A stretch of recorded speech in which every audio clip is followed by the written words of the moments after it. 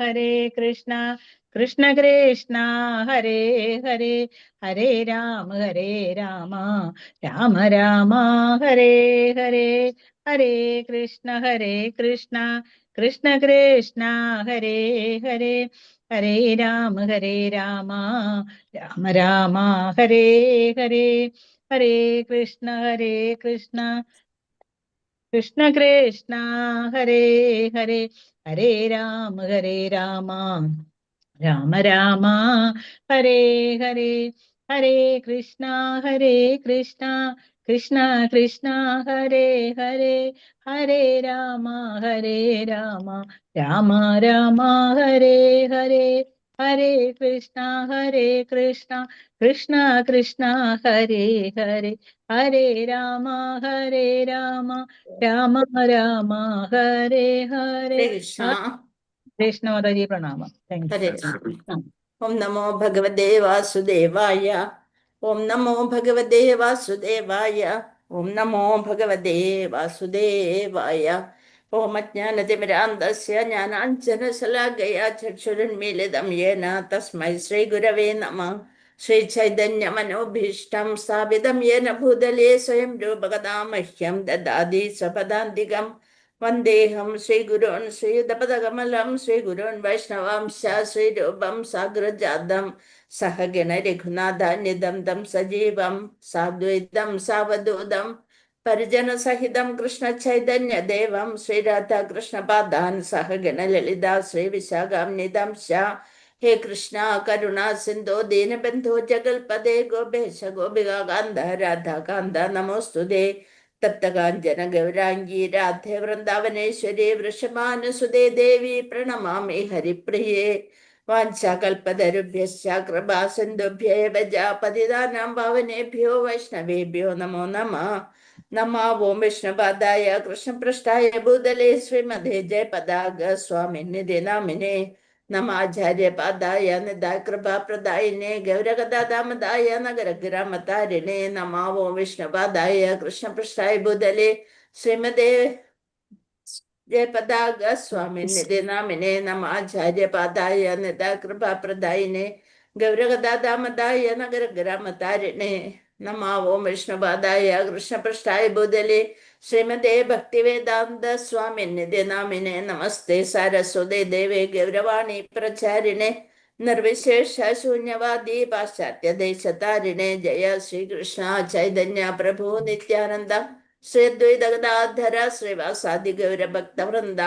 ഹരേ കൃഷ്ണ കൃഷ്ണ കൃഷ്ണ ഹരേ ഹരേ ഹരേ രാമ രാമ രാമ ഹരേ ഹരേ. ഹരേ കൃഷ്ണ കൃഷ്ണ കൃഷ്ണ ഹരേ ഹരേ ഹരേ രാമ രാമ രാമ ഹരേ ഹരേ. ഹരേ കൃഷ്ണ കൃഷ്ണ കൃഷ്ണ ഹരേ ഹരേ ഹരേ രാമ രാമ രാമ ഹരേ ഹരേ. ഹരേ കൃഷ്ണ. നിഗമകൽപതരോർഗളിതം ഫലം ശുഗമുഖാദമൃതദ്രവ സംയുതം പിബത ഭാഗവതം രസമാലയം മുഹുരഹോ രസികാ ഭുവി ഭാവുകാ നാരായണം നമസ്കൃത്യം നൃഞ്ജേവ നരോത്തമം ദേവീം സരസ്വതിം വ്യാസം തതോ ജയമുദീരയേത് നഷ്ടപ്രായേഷു ഭദ്രേഷു നിത്യം ഭാഗവത സേവയാ ഭഗവതി ഉത്തമ ശ്ലോകേ ഭക്തർഭവതി നഷ്ടകേ മോഹം കരോതി വാത്സാലം പങ്കും ലംഘയതേ ഗിരിം യത്കൃപാതമഹം വന്ദേ പരമാനന്ദമാധവം ശ്രീഗുരും ദീനതാരിണം മദേകബന്ധോ മത്സംഖ്യൻ മദ്ഗുരോ മന്മഹാദനാമനുഷ്ഠാരകമദ്ഭാഗ്യ മദാനന്ദ നമോസ്തുതേ. ग्रंथराज श्रीमद भागवतम की जय, श्री प्रभु आदि की जय, श्री गुरुदेव की जय. नताय गौर प्रमानंदे हरि हरि बोल. कृष्णाय वासुदेवाय हरये परमात्मने प्रणद क्लेशनाशाय गोविंदाय नमो नमः. पंचतत्वात्मकं कृष्णं भक्तरूपस्वरूपकं भक्तावतारं भक्ताख्यं नमामि भक्तशक्तिगं. മന്ദാരാഷ്ട്ര കൃഷ്ണ സമിതി മാംഗ്ലൂരു ശ്രീ ശ്രീ രാധാ ഗോവിന്ദ മന്ദിർ ഇന്നത്തെ ഭാഗവതം ക്ലാസ്സിലേക്ക് എല്ലാവർക്കും സ്വാഗതം. ഹരേ കൃഷ്ണ. ഹരേ കൃഷ്ണ പ്രണാമ ഹരേ കൃഷ്ണ പ്രണാമദാജി. ഹരേ കൃഷ്ണ മാതാജി പ്രണാമം. ഹരേ കൃഷ്ണ.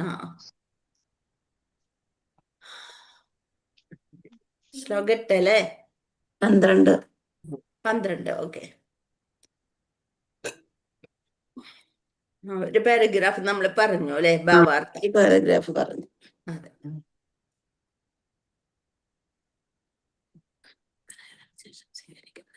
ഹരേ കൃഷ്ണ. ധ്യാന പ്രക്രിയയെ പറ്റിയാണ് സുഖദേവ് ഗോസ്വാമി പരീക്ഷിത രാജാവിനോട് പറഞ്ഞു കൊടുക്കുന്നത്. ഭഗവാന്റെ യഥാർത്ഥ രൂപത്തിൽ മനസ്സിനെ നിസ്സംഗേഹമായ ഏകാഗ്രതയെ സംബന്ധിച്ച് ശ്രീമദ് ഭാഗവതത്തിൽ ആധികാരികമായ പ്രസ്താവനയുള്ളത്. ഇവിടെ ശുപാർശ ചെയ്തിരിക്കുന്ന ധ്യാന പ്രക്രിയ ഭക്തിയോഗം അഥവാ ഭൗതിക ഭാവത്തിൽ നിന്നും ഒരുവൻ മുക്തമായതിനു ശേഷമുള്ള ഭക്തിയുത സേവന പ്രക്രിയയാവുന്നു. അതായത് ഭക്തിയിലേക്ക് നമ്മൾ മുന്നോട്ട് പോയിക്കൊണ്ടേയിരിക്കുന്ന ആ ഭാവത്തിലേക്ക് വരണം. ഭൗതിക ഭാവത്തിൽ നിന്ന് മുക്തനായി അതിനുശേഷമുള്ള ഭക്തിയുത സേവന പ്രക്രിയയായിരുന്നു. ജ്ഞാനയോഗം എന്നത് ഭൗതിക ഭാഗങ്ങളിൽ നിന്ന് സ്വതന്ത്രമാകുന്ന പ്രക്രിയയാണ്. അപ്പൊ ജ്ഞാനയോഗത്തിലൂടെ, അതായത് ഭഗവാനെ കുറിച്ച് നാം ആത്മാവാണ്, ശരീരമല്ല എന്നൊരു ബോധ്യം നമ്മളുടെ ഭഗവാനിലേക്ക് എത്തുകയാണ് നമ്മുടെ ലക്ഷ്യം. ഇതറിഞ്ഞാൽ തന്നെ ജ്ഞാനയോഗമായി. ജ്ഞാനം അറിഞ്ഞു കഴിഞ്ഞാൽ നമ്മൾ എവിടെയാണ് നമ്മളുടെ ശരിയായ ലക്ഷ്യം എന്താണെന്ന് അറിഞ്ഞു കഴിഞ്ഞാൽ ജ്ഞാനയോഗമായി. അപ്പൊ ജ്ഞാനയോഗം വഴി എന്താവും? നമ്മള് ഭൗതിക അസ്തിത്വ ഭാവത്തിൽ നിന്ന് സ്വതന്ത്രനായിത്തീരും. അപ്പൊ അങ്ങനെ സ്വതന്ത്രമാകുന്ന പ്രക്രിയയാണ് ജ്ഞാനയോഗം. ഒരുവൻ ഭൗതിക അസ്തിത്വ ഭാവത്തിൽ നിന്ന് സ്വതന്ത്രനായ ശേഷം അല്ലെങ്കിൽ നിവൃത്തനാകുമ്പോൾ അവൻ ഭക്തിയോഗ പ്രക്രിയ അനുഷ്ഠിക്കാൻ യോഗ്യനായിത്തീരുന്നു. അപ്പൊ നമ്മൾക്ക് എപ്പോഴും നമ്മുടെ ആ സ്വരൂപം എന്തെന്ന് മനസ്സിലായി കഴിഞ്ഞാല് എപ്പോഴും ഭഗവാനെ കുറിച്ചായി നമ്മുടെ ചിന്ത. ഒരാളും നമ്മൾക്ക് കൂട്ടില്ലെങ്കിലും ആര് കൂട്ടുണ്ടാവണം? ഭഗവാൻ ഉണ്ടായാൽ മതി. അത് കിട്ടിയാൽ നമ്മൾ രക്ഷപ്പെട്ടു എന്നുള്ളൊരവസ്ഥയിലേക്ക് നമ്മൾ വരും. അതാണ് ഭൗതിക ആവശ്യങ്ങളിൽ നിന്ന് സ്വതന്ത്രനാകുമ്പോൾ അവൻ ഭക്തിയോഗ പ്രക്രിയ അനുഷ്ഠിക്കാൻ യോഗ്യനായിത്തീരുന്നു. ആകയാൽ ഭക്തിയോഗത്തിൽ ജ്ഞാനയോഗം ഉൾപ്പെടുന്നു. ഭക്തിയോഗത്തിൽ തന്നെയാണ് ജ്ഞാനം. വേറൊന്നും നമ്മൾ PhD ഒന്നും എടുക്കേണ്ട കാര്യമില്ല. എന്തറിഞ്ഞാൽ മതി? നമ്മള് ശരീരമല്ല, ആത്മാവാണ്. ഈ ശരീരത്തെ പോഷിപ്പിച്ച് ഉള്ള സമയം കഴിക്കുന്നതിന് പകരം ശരീരബന്ധങ്ങളൊക്കെ നശ്വരമാണ്. അതേസമയം ആത്മാവ് ഭഗവാനുമായിട്ടുള്ള ബന്ധം അനശ്വരം. ഇതാണ് നമ്മൾ അറിയേണ്ടത്. എന്താണ്? ശരീരവുമായിട്ട് നമ്മൾക്കുണ്ടാകുന്ന ബന്ധങ്ങളൊക്കെ എന്താണ്? നശ്വരമാണ്. അത് നശിക്കും. ആ ശരീരം നശിക്കുന്നതോടുകൂടി നമ്മൾ എല്ലാവരുമായിട്ടുള്ള ഈ ബന്ധം പിന്നെ നമ്മൾ ആണ്ടിന് അല്ലെന്നാണ് 41 ആണ്ട് അങ്ങനെ ഉള്ളപ്പോ മാത്രം പിന്നെ ആണ്ട് പോലും നമുക്ക് ഓർമ്മയുണ്ടാവില്ല. അങ്ങനെ അവര് വിസ്മൃതിയിൽ അയച്ചിട്ട് കഴിഞ്ഞു. അതാണ് ഭൗതികതയുടെ കുരുക്ക് എന്ന് പറയണത്. നമ്മൾക്ക് മറവിയും ഭഗവാൻ തരുന്നു, ഓർമ്മയും ഭഗവാനാണ് തരുന്നത്. അപ്പൊ ഈ മറവി തന്നിരിക്കണം എന്താണ്? നമുക്ക് മുന്നോട്ട് പോകണം. ഇതൊക്കെ വിട്ട് കളയി. നിങ്ങൾ അതുമ്മ തന്നെ തൂങ്ങിക്കൊണ്ട് നടക്കല്ലേ. അതൊക്കെ വിട്ട് കളഞ്ഞ് നമ്മൾ എവിടേക്ക് എത്തണം? നമ്മുടെ ലക്ഷ്യത്തിലേക്ക് എത്ത്. അതുകൊണ്ട് നമുക്ക് മറവിയും നല്ലത് തന്നെയാണ്. അങ്ങനെ എവിടെ? ഭക്തിയോഗത്തിൽ തന്നെ ജ്ഞാനയോഗം ഉൾപ്പെടുന്നു. ആ ജ്ഞാനം അറിഞ്ഞു കഴിഞ്ഞാൽ, ഭഗവാനെ കുറിച്ചുള്ള ജ്ഞാനം അറിഞ്ഞു കഴിഞ്ഞാല് പിന്നെന്തായി? നമ്മൾ ഭക്തിയോഗത്തിലേക്ക് തുടങ്ങും. ശുദ്ധ ഭക്തിയുത സേവന പ്രക്രിയ ഏകകാലത്ത് ജ്ഞാനയോഗത്തിലെ ലക്ഷ്യം നിവർത്തിപ്പിക്കുന്നു. അങ്ങനെ ഒന്നും അറിയാത്ത എന്താണ് വാൽമീകി അല്ലെ? വാൽമീകി ആരാക്കി മാറ്റി? വാൽമീകിയുടെ ആദ്യത്തെ പേരെന്തായിരുന്നു? രത്നാകരൻ എന്ന കാട്ടാളനായിരുന്നു അല്ലെ? ആ കാട്ടാളനെ ആരാക്കി തീർത്ത്? വാൽമീകി മഹർഷിയാക്കി തീർത്ത്. ഒന്നറിയില്ല, രാമാന്ന് ജപിക്കാനൊന്നും അറിയില്ല. എനിക്കറിയില്ല എന്നാണ് പറഞ്ഞത്. രാമാന്ന് രാമ കഴിക്കാം. എന്നാ ശരി, നീ മര എന്ന് വെച്ചാൽ കൊല്ലുക എന്നാണ്. അത് മാത്രമേ എനിക്കറിയുള്ളൂ. ഒരു മൃഗത്തിനെ കണ്ടാൽ അത് കൊല്ലണം, അത് മാത്രമേ അവന് അറിയുള്ളൂ. ഒരു വാക്ക് മാത്രം. അപ്പൊ പറഞ്ഞു അത് പറഞ്ഞോളൂ. അങ്ങനെ എന്തായി? മര ഒരുമിച്ച് ജപിച്ചു വന്നപ്പോ അത് രാമയായി തീർന്നു. അപ്പൊ രാമൻ ഭഗവാന് ജപിച്ചുകൊണ്ടിരുന്നിരുന്നിരുന്നെന്ന് ഭഗവാൻ തന്നെ എല്ലാം ജ്ഞാനോ കൊടുത്ത്. അപ്പൊ അതെന്തായി? ഭക്തിയോഗത്തിൽ ജ്ഞാനയോഗം ഉൾപ്പെടുന്നു. ശുദ്ധ ഭക്തിയുത സേവന പ്രക്രിയ ഏകകാലത്ത് ജ്ഞാനയോഗത്തിന്റെ ലക്ഷ്യം നിവർത്തിപ്പിക്കുന്നു. ശുദ്ധ ഭക്തിയുത സേവനത്തിന്റെ ഉത്തരോത്തരമായ പുരോഗതിയിലൂടെ ഭൗതിക ഭാവത്തിൽ നിന്നുള്ള മോചനം താനേ പ്രാപ്തമാകും. നമ്മൾ വിചാരിക്കാൻ നമ്മളെ കൊണ്ട് ഇതൊന്നും നടക്കൂല, ഇതൊന്നൊക്കെ വേണ്ടാന്ന് വെക്കാനോ അല്ലെങ്കിൽ നമുക്ക് ഇഷ്ടമുള്ള സാധനങ്ങള് നാവിന് രുചിയുള്ള സാധനങ്ങൾ അത് തിന്നാൻ വേണ്ടിയല്ലേ ഈ മനുഷ്യ ജന്മം കിട്ടിയിരിക്കണം, അടിച്ചു പൊളിച്ച് ജീവിക്കണം സന്തോഷത്തോടെ. പക്ഷെ നമ്മൾക്ക് വേണ്ടാന്ന് വെച്ചാൽ അത് പറ്റുന്നുണ്ട്. അപ്പൊ എല്ലാം ഭഗവാന് വേണ്ടി ഇത്രയെങ്കിലും ചെയ്താല് അതൊരു ഭക്തിയുത സേവനമാണ്. ഭക്തിയുത സേവനത്തിന്റെ ഉത്തരോത്തരമായ പുരോഗതിയിലൂടെ ഭൗതിക ഭാവത്തിൽ നിന്നുള്ള മോചനം താനെ പ്രാപ്തമാകും. ഭക്തിയോഗത്തിന്റെ വസ്തുതകളെ അനർത്ഥ നിവൃത്തി എന്ന് വിശേഷിപ്പിക്കുന്നു. ഇല്ലേ? പല എന്താണ് ഇതില് പടികളുണ്ട് അല്ലെ? ശ്രദ്ധ, അഷ്ടാംഗയില് തന്നെ സാധുസംഗം, അനർത്ഥ പലതുമുണ്ട്. നിവൃത്തി, നിഷ്ഠ, രുചി, ആസക്തി, ഭാവം, പ്രേമം. അതെ, നിഷ്ഠ, രുചി, ആസക്തി, ഭാവ, ഭാവം, യമ, ആസന, പ്രേമം. അത് അഷ്ടാംഗ യോഗയിലുള്ളതാണ്. യമ, നിയമ, ആസന, പ്രാണായാമ, പ്രത്യാഹാര, ധാരണ, ധ്യാന, സമാധി. അങ്ങനെ പറഞ്ഞപ്പോ അതുപോലെ തന്നെ ഭക്തിയുടെ പടികളിൽ വരുന്നതാണ് ശ്രദ്ധ, സാധുസംഗ, സാധുസംഗം, അനർത്ഥ ഭജനക്രിയ, നിവൃത്തി, അനർത്ഥ നിവൃത്തി. അതാണ് ഇവിടെ വരുന്നത്. ഭക്തിയുടെ 9 പടികള് പറഞ്ഞിട്ടുണ്ട്. മറ്റേത് നവവിധ ഭക്തികളാണ് ശ്രവണം കീർത്തനം. അതേപോലെ അഷ്ടാംഗയോഗത്തിന്റെ 8 പടികളാണ് യമ, നിയമ, ആസന, പ്രാണായാമ, പ്രാണായാമ, പ്രത്യാഹാര, പ്രത്യാഹാര, ധാരണ, ധ്യാനം, സമാധി. അത് അഷ്ടാംഗ യോഗയിലുള്ളത്. ഇത് ഭക്തിയുടെ പടികൾ 9 എന്താന്ന് ചോദിച്ചാല് ശ്രദ്ധ. ശ്രദ്ധ എന്ന് വെച്ചാല് ദൃഢമായ വിശ്വാസം. ശ്രദ്ധ, സാധുസംഗ, സത്സംഗം, ഭജനക്രിയ, നാമജപിക്ക, അനർത്ഥ നിവൃത്തി. അതാണ് ഇവിടെ വന്നിരിക്കുന്നത്. ഈ ഭക്തിയോഗത്തിന്റെ വസ്തുവകളെ അനർത്ഥ നിവൃത്തി എന്ന് വിശേഷിപ്പിക്കുന്നു. അനർത്ഥ നിവൃത്തി എല്ലാത്തിൽ നിന്നും നമ്മളുടെ ഇന്ദ്രിയങ്ങളെ ഉള്ളിലേക്ക് എടുക്കുന്നതാണ് അനർത്ഥ നിവൃത്തി. അത് കഴിഞ്ഞാല് നിഷ്ഠ, ക്രമമായിട്ടൊരു കാര്യത്തിന് ചെയ്യാം. അതായത് നമ്മള് 4 മണിക്ക് എഴുന്നേൽക്കണം എന്ന് വെച്ചാൽ 4 മണിക്ക് എഴുന്നേറ്റിരിക്കും. അത് ഭഗവാൻ തന്നെ നമ്മളെ എഴുന്നേൽപ്പിക്കും. അത് കഴിഞ്ഞ ഇന്നത് കഴിഞ്ഞ് അങ്ങനെ വരുന്ന. പിന്നെ രുചി, ഇതിലൊരു ഇഷ്ടം വരും. നാമജപത്തിൽ തന്നെ ഒരു രുചി വരും. ആസക്തി, എന്തിനോടുള്ള ആസക്തി? ഭഗവാനോടുള്ള ആസക്തി. അതൊരു ഭാവം ആയിത്തീരണം. പിന്നെ ഏറ്റവും ടോപ്പാണ് ആര്? പ്രേമഭാവത്തിൽ വരണം. അതാണ് ഗോപികമാരുടെ ഭാവം, വ്രജവാസികളുടെ ഭാവം. അതാണ് പ്രേമഭാവം. അതിലേക്ക് എത്തിക്കഴിയുമ്പോൾ നമ്മള് ഭഗവാനിലേക്ക് എത്തിക്കട. ആ ഭക്തിയിൽ അതങ്ങനെ വിരിഞ്ഞ് വിരിഞ്ഞ് പൊന്തി പൊന്തി മുകളിലേക്ക് പോകുന്നു. അതാണ് നമ്മൾ പറയുന്ന ഭക്തിയോഗത്തില് അനർത്ഥ നിവൃത്തി എന്ന് വിശേഷിപ്പിക്കുന്നു. കൃത്രിമമായി ആർജിച്ച വസ്തുക്കളൊക്കെയും ഭക്തിയോഗത്തിന്റെ മുന്നേറ്റത്തോടൊപ്പം ക്രമേണ അപ്രത്യക്ഷമാകും. കൃത്രിമമായിട്ട് ആർജിച്ച വസ്തുക്കളൊക്കെയും ഭക്തിയോഗം മുന്നേറുന്നതോടുകൂടി നമ്മൾക്ക് അങ്ങനെ ഭൗതികാസക്തി കുറഞ്ഞു കുറഞ്ഞു വരും. പ്രഗമനത്തിന്റെ ആദ്യപടിയായ പരമദിവ്യോത്തമനുഷ്യന്റെ പാദാംബുജ ധ്യാനം അനർത്ഥ നിവൃത്തിയിലൂടെ തീർച്ചയായും ഫലം പ്രകടമാക്കുന്നു. നമ്മള് ഭഗവാനെ അങ്ങനെ ഭഗവാന്റെ പാദ അംബുജം, ആ ചരണങ്ങളെ ധ്യാനിക്കുമ്പോൾ എന്താവും? അനർത്ഥ നിവൃത്തിയിലൂടെ തീർച്ചയായും ഫലം പ്രകടമാകുന്നു. ഭൗതിക അസ്തിത്വത്തിൽ ബദ്ധാത്മാവിനെ ബന്ധിപ്പിക്കുന്ന സ്ഥൂലമായ അനർത്ഥം കാമം അഥവാ ലൈംഗിക ആസക്തിയാകുന്നു. ഈ കാമം സ്ത്രീ പുരുഷ സംയോഗത്തിലേക്ക് ക്രമേണ വളരുന്നു. എപ്പോൾ സ്ത്രീയും പുരുഷനും സംഗമിക്കുന്നുവോ അപ്പോൾ കെട്ടിടങ്ങൾ, കുട്ടികൾ, മിത്രങ്ങൾ, ബന്ധുക്കൾ, ധനം എന്നിവയുടെ പെരുകലിലൂടെ കാമം അഥവാ ലൈംഗിക ആസക്തി വീണ്ടും വർദ്ധിക്കുന്നു. അല്ലെ? അപ്പൊ എന്ത് വേണം? പുരുഷനും സ്ത്രീയും സംഗമിക്കുമ്പോൾ അവർക്കൊരു പ്രൈവസി വേണം. അപ്പൊ ഒരു കെട്ടിടം, ഒരു വീട്. നമുക്ക് അച്ഛനമ്മമാരോട് നിൽക്കണ്ട, നമ്മുടെ സ്വാതന്ത്ര്യം പോകും, നമ്മളുടെ പ്രൈവസി പോകും എന്നൊക്കെ പറഞ്ഞ് ഉടനെ ഒരു കെട്ടിടം, ഒരു വീട് നമ്മൾ ഉണ്ടാക്കാൻ നോക്കും. അത് കഴിയുമ്പോ അവിടെ കുറെ സ്വാതന്ത്ര്യമൊക്കെ കിട്ടി. അത് കഴിയുമ്പോ അവിടെ കുട്ടികളുണ്ടായി. പിന്നെ നമ്മുടേതായ മിത്രങ്ങള്, ബന്ധുക്കള്.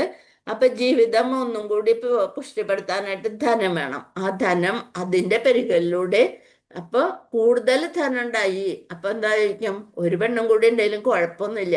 ഇവിടെ ഇതിങ്ങനെ ആയാല് ഓരോരുത്തും കൂടി ഒരു സൈഡ് ബിസിനസ് തുടങ്ങാം എന്നുള്ള ഒരു ഇതില് വീണ്ടും അപ്പൊ ആഗ്രഹങ്ങൾ കൂടിക്കൂടി വരും. കുട്ടികൾ, മിത്രങ്ങൾ, ബന്ധുക്കൾ, ധനം, കുടുംബ പെരുകലിലൂടെ കാമം അഥവാ ലൈംഗിക ആസക്തി വീണ്ടും വർദ്ധിക്കുന്നു.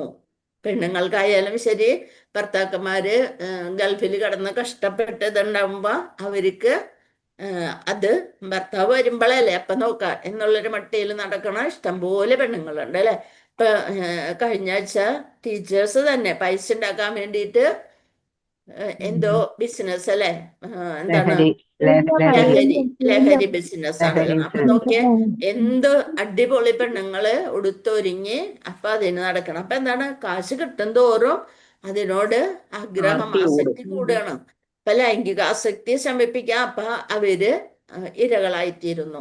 ഈ കാമം സ്ത്രീ പുരുഷ സംയോഗത്തിലേക്ക് ക്രമേണ വളരുന്നു. എപ്പോൾ സ്ത്രീയും പുരുഷനും സംഗമിക്കുന്നു, വീണ്ടും പറഞ്ഞു, ഇവയൊക്കെ സ്വായത്തമാക്കുമ്പോൾ ബദ്ധാത്മാവ് അത്തരം കുരുക്കുകളിൽ ഉപപ്ലുതമായിത്തീരുന്നു. മുങ്ങിയും പൊങ്ങിയും മുകളിൽക്കും താഴേൽക്കും ഇങ്ങനെ വന്നുകൊണ്ടേയിരിക്കുന്നു. അതാണ് ഉപപ്ലുതം. അങ്ങനെ വരിക മിഥ്യ കുരുക്കളെ ഉപപ്ലുതമായി തീരുന്നു. മാത്രമല്ല മിഥ്യ അഹംബോധം അഥവാ ഞാനെന്നും എൻ്റേതെന്നുമുള്ള ബോധം പ്രബലമായി തീരുന്നു. അപ്പൊ നമ്മളെ വല്ലവരും ഒന്ന് ഉപദേശിക്കാനായിട്ട് വരികയാണെന്നുണ്ടെങ്കിൽ, ഞാനുണ്ടാക്കുന്ന പൈസ നിങ്ങൾ എന്തിനാ അതിൽ ഇടപെടണേ, ഞാൻ എൻ്റെതായ രീതിയിൽ ജീവിക്കും എന്നുള്ളൊരു അഹംഭാവം വരും. ഞാൻ എന്ന ബോധം, എൻ്റേതെന്നുള്ള ബോധം പ്രബലമായി തീരുകയും ഒരു സമയം വളരെ വ്യക്തമായി തീരുന്നതും അടുത്ത നിമിഷം ആകാശത്തിലെ മേഘം പോലെ പെട്ടെന്ന് ഇല്ലാതായി തീരുകയും ചെയ്യുന്ന തിരമാലകളുടെ നുരകളോട് സദൃശ്യമുള്ള നാനാവിധമായ രാഷ്ട്രീയ, സാമൂഹിക, പരോപകാര ചിന്ത, സർവഭൂതതയ, മറ്റനേകം അനാവശ്യ പ്രവർത്തികൾ എന്നിവയിലേക്ക് കാമം വ്യാപിപ്പിക്കുന്നു. നമ്മൾ വിചാരിക്കാം ഒരാളെ സഹായിക്കുന്നത്, കുറച്ച് കാശ് കൊടുത്ത് സഹായിക്കുക അവര്, അതൊക്കെ നല്ലത് തന്നെ. പക്ഷെ എന്താണ്, അതിൽ നിന്ന് അവർക്ക് അങ്ങനെ നമ്മൾ സഹായിച്ചിട്ട് കാര്യമില്ല. എന്ത് വേണം, അവരെ കൃഷ്ണാബോധത്തിലേക്ക് മാറ്റുകയാണെങ്കിൽ അത് അവരുടെ ആത്മാവിനോട് ചെയ്യുന്ന ഏറ്റവും വലിയ കാര്യമായിരിക്കും. കുറെ പൈസ കൊടുത്ത് സഹായിച്ച്, അല്ലെന്നുണ്ടെങ്കിൽ രോഗം വന്ന് അങ്ങനെയൊക്കെ നമ്മൾ സഹായിക്കാം. പക്ഷെ അത് മാത്രം, അത് നമ്മൾ എന്തിനാ ചെയ്യണ, ഞാൻ 2000 രൂപ കൊടുത്തുട്ടാ, ആ ലിസ്റ്റിൽ എൻ്റെ പേരെന്താ താഴേക്ക് പോയത്, 1500 കൊടുത്ത ആളുടെ പേര് മുന്നിൽ വന്നല്ലോ എന്നൊക്കെയാണ് നമ്മൾ ചിന്തിക്കുക. അതായത് അപ്പൊ അവിടെ എന്താണ്, ഞാൻ എന്ന ഭാവം, എൻ്റെ പേര് ആദ്യം വരണമായിരുന്നു, ഏറ്റവും ആദ്യം പൈസ കൊടുത്ത ഞാനല്ലേ എന്നുള്ള ഒരേ ബോധങ്ങൾ വരും. അപ്പൊ അങ്ങനെ പൈസ കൊടുത്തിട്ടും മറ്റൊരാളെ സഹായിച്ചിട്ടും കാര്യമില്ല. അതാണ് മിഥ്യ അഹംബോധം, ഞാനെന്നും എൻ്റേതെന്നുമുള്ള ബോധം പ്രബലമായി തീരുമ്പോൾ ഒരു സമയം വളരെ വ്യക്തമായി തീരുന്നു. അടുത്ത നിമിഷം ആകാശത്തിലെ മേഘം പോലെ പെട്ടെന്ന് ഇല്ലാതായിത്തീരുകയും ചെയ്യുന്ന തിരമാലകളുടെ നുരകളോട് സദൃശമുള്ള നാനാവിധമായ രാഷ്ട്രീയ, സാമൂഹിക, രാഷ്ട്രീയക്കാർക്ക് കുറെ പൈസ കൊടുക്കും, അവര് എന്തെങ്കിലും ഒരു പരിപാടി ഉണ്ടെങ്കിൽ നമ്മൾക്കൊരു സീറ്റ്, ആ വേദിയിൽ ഒരു സീറ്റ് കിട്ടാനായിട്ടുള്ള ഇത് ചെയ്യും. സാമൂഹിക പരോപകാര ചിന്ത, സർവഭൂത ദയ, എല്ലാവരോടും ദയ, അവർക്ക് ഭക്ഷണം കൊടുക്കുക, അവർക്ക് അത് ചെയ്യാൻ പോകുക. അപ്പൊ എന്താണ് അവിടെ ഇതില് അല്ലെ, പേപ്പറിലെ പേര് വരും, മാധ്യമങ്ങളിലൂടെ ആളായിത്തീരാൻ വേണ്ടി. മറ്റനേകം അനാവശ്യ പ്രവൃത്തികൾ, ഇതെല്ലാം അനാവശ്യ പ്രവൃത്തി എന്നാണ് പറഞ്ഞത്, എന്നിവയിലേക്ക് കാമം വ്യാപിക്കുന്നു. അത്തരം ഫലങ്ങളാലും കാമത്തെ അഥവാ ലൈംഗിക ആസക്തിയെ സംബന്ധിക്കുന്ന ഗുണങ്ങളാലും അർത്ഥങ്ങളാലും ബദ്ധാത്മാവ് വലയം ചെയ്തിരിക്കുന്നു. നമ്മൾ എപ്പോഴും മറ്റുള്ളവരുടെ ബഹുമാനം കാക്ഷിക്കുന്നു, എപ്പോഴും അല്ലെ. നമ്മൾ എന്തെന്ന് ചെയ്താലും നന്നായിട്ടുണ്ട് കേട്ടോ എന്ന് പറയുമ്പോ ഹരേ കൃഷ്ണ അത്ര പറഞ്ഞ് നിർത്തുക അവിടെ. പക്ഷെ നമ്മൾ വിചാരിക്കും, ഞാൻ മാത്രമാണ് നന്നായിരിക്കണത്, ഇങ്ങനെ ഇത്രയും പേര് പറഞ്ഞു എന്നുള്ള ഒരു ചിന്തയിലേക്ക് നമ്മുടെ മനസ്സ് പെട്ടെന്ന് പോകും. അതാണ് കലികാലം. മറ്റനേകം അനാവശ്യ പ്രവൃത്തികൾ എന്ന നിലയ്ക്ക് കാമം വ്യാപിക്കുന്നു. അത്തരം ഫലങ്ങളാലും കാമത്തെ അഥവാ ലൈംഗിക ആസക്തിയെ സംബന്ധിക്കുന്ന ഗുണങ്ങളാലും അർത്ഥങ്ങളാവും ബദ്ധാത്മാവ് വലയം ചെയ്തിരിക്കുന്നു. ആകയാൽ ലാഭം, പൂജ അഥവാ ആരാധന, പ്രമുഖത്വം എന്നീ 3 തലവാചത്തിൽ സംക്ഷേപമായി നൽകിയിരിക്കുന്ന കാമം, ഇതിലൊക്കെ നമുക്ക് എന്ത് ലാഭം കിട്ടും, നമ്മൾ എന്ത് ചെയ്യുമ്പോഴും അത് ചെയ്യണോണ്ട് എന്താ ഗുണം കിട്ടുക എന്നാണ് ഒരാൾ ചോദിക്കുക. നമ്മൾ ഇപ്പൊ ഏകാദശി എടുക്കുക, നിങ്ങൾക്ക് എന്താ അതുകൊണ്ട് ഗുണം കിട്ടണേ, ഒരു ഗുണം വേണം, ഒരു ലാഭം വേണം നമ്മൾക്ക്. അത് ഇതൊന്നുമില്ലെന്നല്ലേ പിന്നെ എന്തിനാ ഇങ്ങനെ ചെയ്യണേ എന്നേ ചോദിക്കുള്ളൂ. ലാഭം പ്രതീക്ഷിക്കുന്നു. പൂജ അഥവാ ആരാധന, പ്രമുഖത്വം എന്നീ 3 തലവാചത്തിൽ സംക്ഷേപമായി നൽകിയിരിക്കുന്ന കാമം എന്ന് വെച്ചാൽ ആഗ്രഹത്തിന്റെ ഭൗതികമായ ഇതിനാണ് കാമം എന്ന് പറയാം. അതേസമയം അതീന്ദ്രിയമായ ആനന്ദം, അത് ഒരിക്കലും അതീന്ദ്രിയ ആനന്ദത്തിന് ഒരിക്കലും കാമം എന്ന് പറയില്ല. ഭൗതിക ലോകത്തിലാണ് കാമമുള്ളത്. ലൈംഗിക ആസക്തിയുടെ നമ്മൾ എപ്പോഴും ലൈംഗികമായിട്ട് മാത്രമാണ് കാമത്തിന് ചിന്തിക്കുക. ആവശ്യമില്ലാണ്ടുള്ള ആഗ്രഹങ്ങളെയൊക്കെ കാമത്തിലും എടുത്തു. ലൈംഗികാസക്തിയുടെ ക്രമേണയുള്ള ശോഷണത്തിന് ഭക്തിയോഗം വഴി നയിക്കുന്നു. ഭക്തിയിലേക്ക് നമ്മൾ വരുമ്പോൾ ഇതൊക്കെ കണ്ട് പിറകിലേക്ക് പോകും. എല്ലാ ബദ്ധാത്മങ്ങളും ഈ വിവിധ രൂപങ്ങളിലുള്ള കാമങ്ങൾക്ക് പുറകെ ഭ്രാന്തമായി പായുന്നു. എല്ലാവരും അതിനു വേണ്ടിയാണ് ഓടി നടക്കണേ. മാത്രവുമല്ല, പ്രാധാന്യേന കാമത്തിൽ അധിഷ്ഠിതമായ അത്തരം ഭൗതികാഭിലാഷങ്ങളിൽ നിന്നും ഒരുവൻ എത്രത്തോളം സ്വതന്ത്രനായിരിക്കുന്നുവെന്ന് ഒരുവന് സ്വയം ബോധിക്കണം. ഇതില് നമ്മള് എത്രമാത്രം അകന്ന് നിൽക്കുന്നു. ഒരു ആമയെപ്പോലെ, തൻ്റെ ഇന്ദ്രിയങ്ങളെ ഉള്ളിലേക്ക് വലിച്ചു നിൽക്കുന്ന ഒരു ആമയെപ്പോലെ നമ്മൾ നിൽക്കണം. ഓരോ ഉരുള ഭക്ഷണം കഴിച്ച ശേഷവും തൻ്റെ വിശപ്പിന് ശമനം വരുന്നത് ഒരു വ്യക്തി അനുഭവിച്ചറിയുന്നത് പോലെ നമ്മളെപ്പോഴും പാത്രത്തിൽ വിശന്ന് വരുമ്പോൾ പ്ലേറ്റ് എടുത്ത് വെച്ച് ഭക്ഷണം ഇട്ട് കഴിഞ്ഞാൽ നമ്മളെപ്പോഴും കുനിഞ്ഞിരുന്നാണ് കഴിക്കുക. പെട്ടെന്ന് വായിലേക്ക് ഇങ്ങനെ വെച്ചോണ്ടേ ഇരിക്കുക. കുറച്ച് കഴിയുമ്പോൾ നമ്മ ഒന്ന് നൂർന്ന് കഴിഞ്ഞാൽ പിന്നെ നമ്മുടെ കൈ വായപ്പ ഇങ്ങോട്ട് മതി എന്ന് പറഞ്ഞു നമ്മ കുത്തിക്കയറ്റി പിന്നെ മുകളിലേക്ക് കൊണ്ടുപോയി കൊടുക്കും, അല്ലെ? അതേസമയം ആ കുനിഞ്ഞ് വന്നിട്ട് മേടിക്കണതാണ് ശരിയായ വിശപ്പ്. അത് മാറിക്കഴിഞ്ഞാൽ നമ്മൾ സ്വതവേ നേർന്നിരിക്കാം.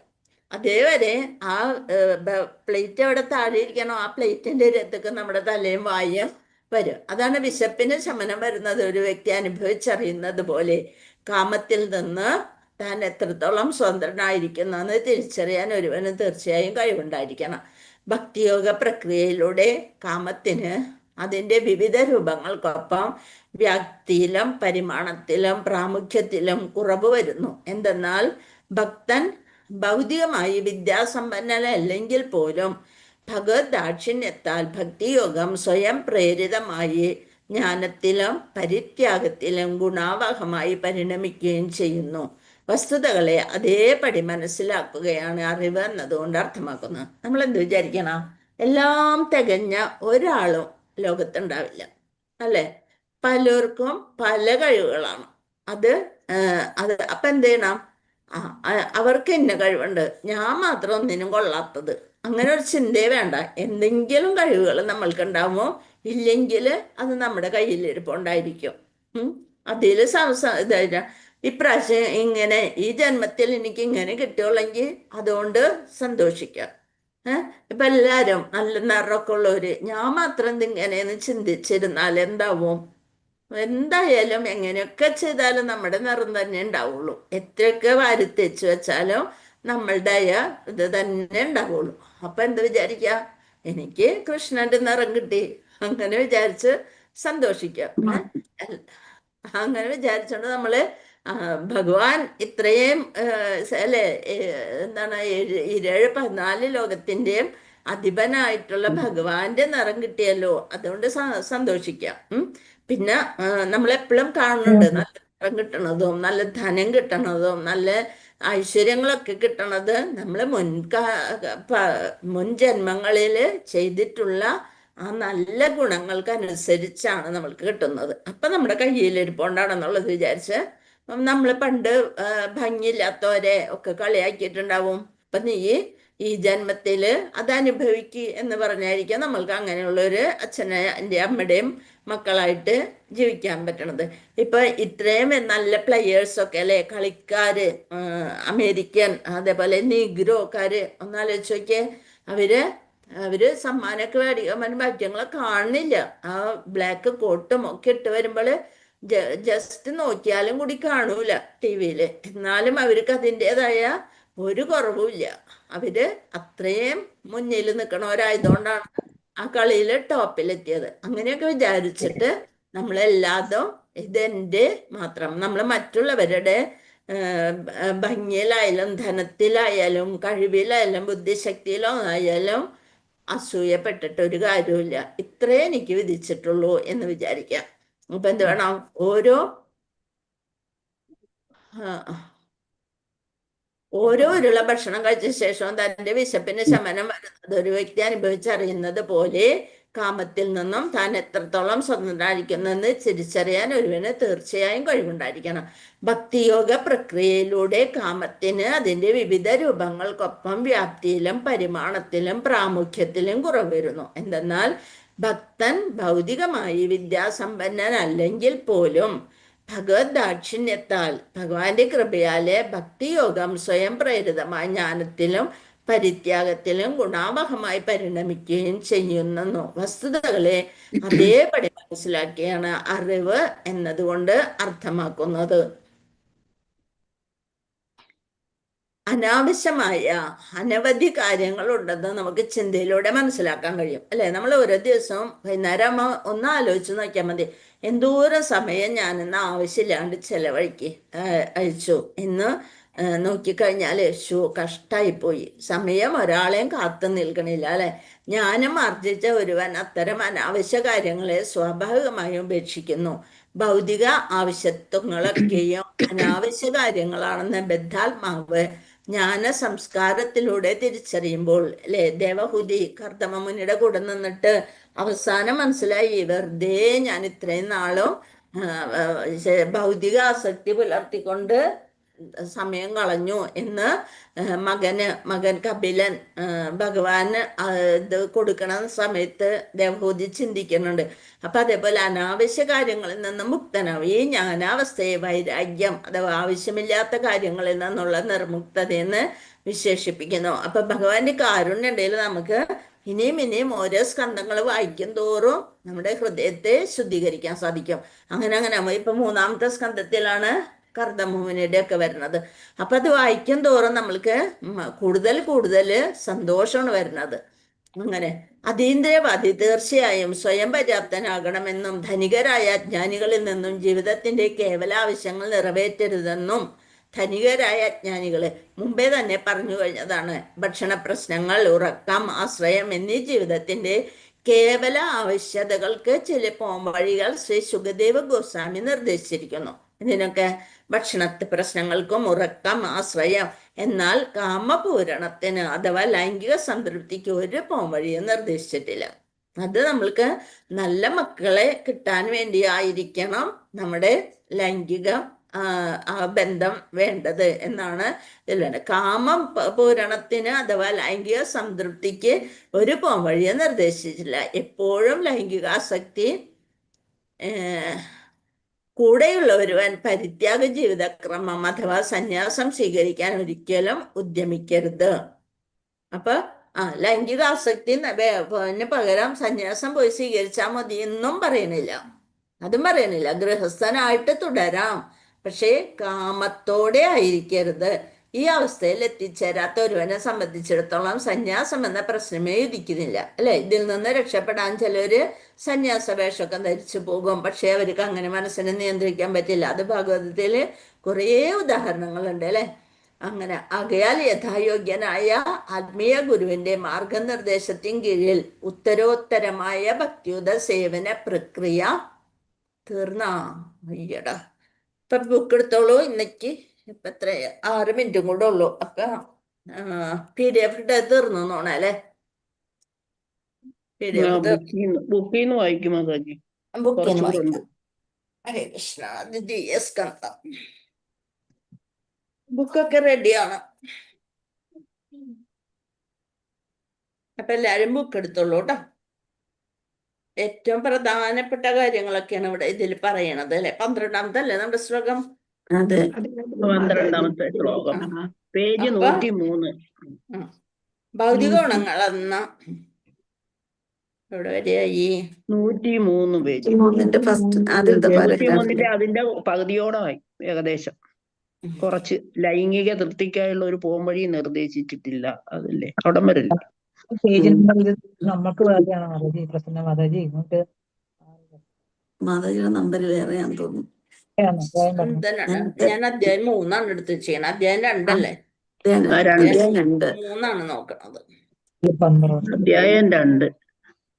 അധ്യായം 2 ശ്ലോകം 12.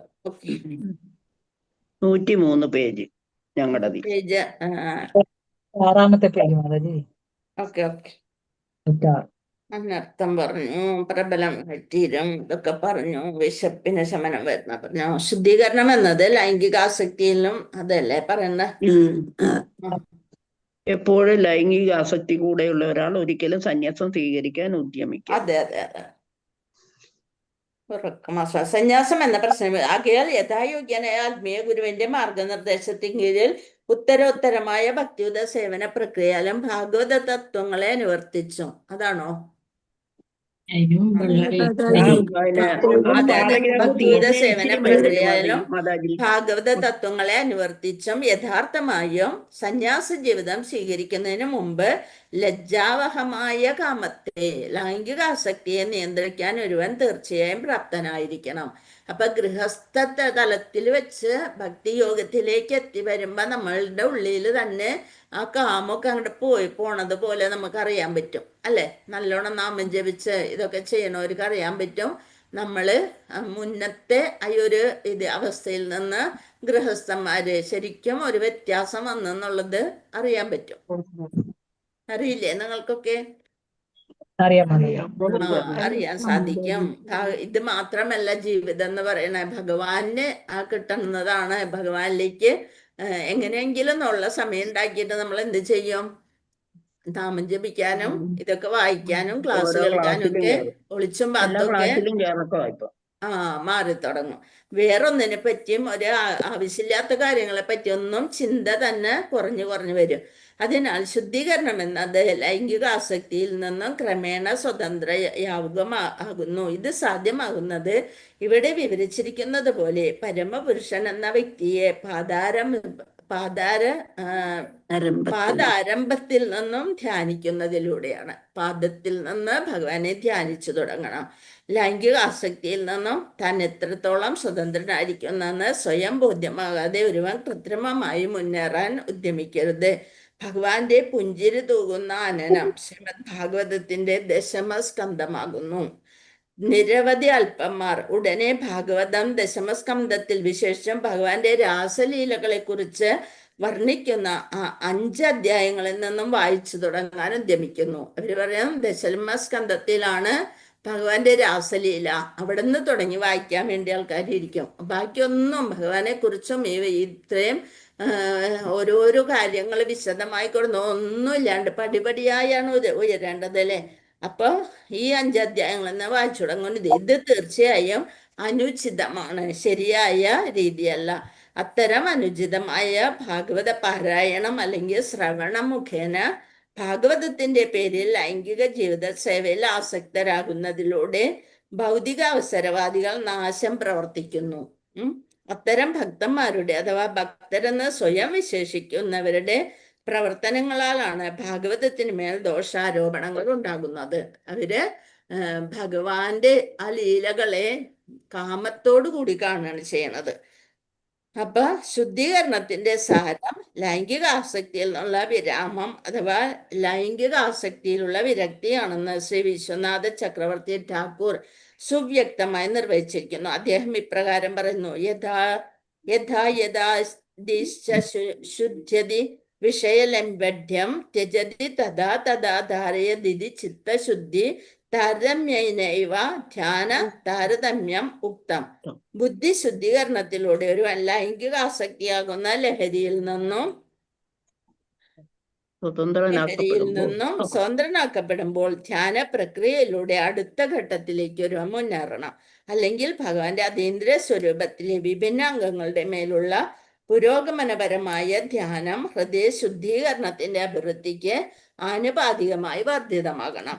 ലൈംഗിക ആസക്തിയിൽ എപ്പോഴും ബുദ്ധി ശുദ്ധീകരണത്തിന് ശേഷവും കുരുങ്ങിക്കിടക്കുന്നവൻ ഭഗവാന്റെ പാതാരവിന്ദങ്ങൾക്ക് ഉപരിയായ ധ്യാനത്തിലേക്ക് ഒരിക്കലും മുന്നേറുകയില്ലെന്ന് നിർണയിച്ചിരിക്കുന്നു. അപ്പൊ പാദത്തിൽ ധ്യാനിച്ചുകൊണ്ട് നമ്മുടെ മനസ്സ് ശുദ്ധമാക്കിയിട്ട് മാത്രമേ ഭഗവാന്റെ ഓരോ ഭാഗങ്ങളിലേക്ക് മുന്നേറാൻ സാധിക്കുള്ളൂ. ആകയാൽ ശ്രീമദ് ഭാഗവത പാരായണം മഹാഗ്രന്ഥത്തിന്റെ പ്രഥമ സ്കന്ധം, അതാണ് പാദം അല്ലെ, പ്രഥമ സ്കന്ധത്തിലും ദ്വിതീയ സ്കന്ധത്തിലുമായി ക്ലിപ്തപ്പെടുത്തിയിരിക്കുന്നു. അപ്പൊ നമ്മള് ഭഗവാന്റെ പാദത്തെ ധ്യാനിക്കുന്നതിന് തുല്യമാണ് ഭാഗവതത്തിന്റെ പ്രഥമ സ്കന്ധവും രണ്ടാമത്തെ ദ്വിതീയ സ്കന്ധവും. അപ്പൊ നമ്മളിപ്പോ എന്താണ് പ്രാരംഭ പാദത്തിൽ എത്തിയിട്ടുള്ളൂ നമ്മുടെ മനസ്സ്. അങ്ങനെ മുന്നേറിക്കൊണ്ട് വേണം നമ്മൾ എവിടെത്താൻ മുഖമാകുന്ന ദശമസ്കന്ധത്തിലേക്ക് എത്താൻ. സ്കന്ധത്തിലെത്താൻ. അപ്പൊ അത് നല്ലോണം മനസ്സിലാക്കി അത്രയും ഭക്തിയോടുകൂടി നമുക്ക് മുന്നേറിപ്പോണം. പ്രഥമ സ്കന്ധങ്ങളിലെ സാരാംശങ്ങളെ സ്വാംശീകരിക്കുന്നതിലൂടെ ശുദ്ധീകരണ പ്രക്രിയയെ ഒരുവൻ നിശ്ചയമായും സർവഥാ പൂർത്തീകരിക്കണമെങ്കിൽ മാത്രമേ ശ്രീമദ് ഭാഗവതത്തിന്റെ ദശമസ്കന്ധ വിഷയത്തിലേക്ക് ഒരുവൻ പ്രവേശിക്കാനാവൂ.